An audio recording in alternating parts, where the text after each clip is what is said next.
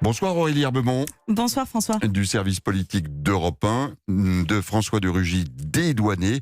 Les deux enquêtes menées conjointement ou disons parallèlement, l'une sur la rénovation contestée de son logement de fonction, l'autre sur les frais de bouche jugés excessifs par certaines révélations de la presse. Eh bien, ces deux enquêtes, alors c'est pas des enquêtes policières, ce sont des inspecteurs, certains mandatés par Matignon, d'autres par l'Assemblée nationale, concluent qu'il n'y avait pas d'irrégularité, même si, Aurélie, en ce qui concerne les fameux dîners, il y en a quand même 3 qui sont épinglés. Oui, le secrétariat général de la présidence de l'Assemblée explique que François de Rugy n'a enfreint aucune règle et commis aucune irrégularité, mais 3 dîners, effectivement, sont quand même épinglés.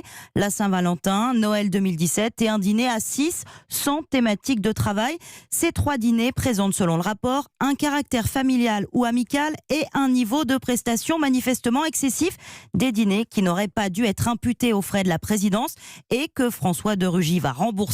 Les 9 autres dîners montrés du doigt par Mediapart avec des journalistes universitaires ou des personnes du monde de la culture sont eux validés comme des dîners professionnels par l'Assemblée.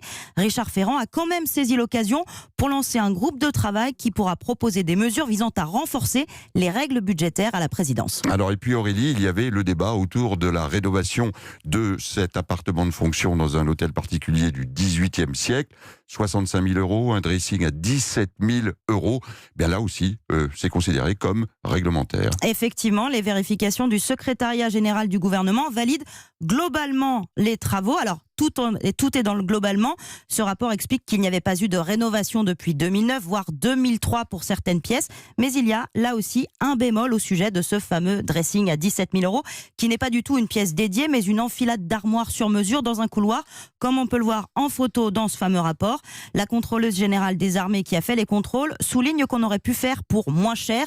Force est de constater que la commande semble avoir été passée dans une relative urgence et que le devis n'a pas été ajusté en envisageant par exemple un degré de finition moindre, écrit-elle.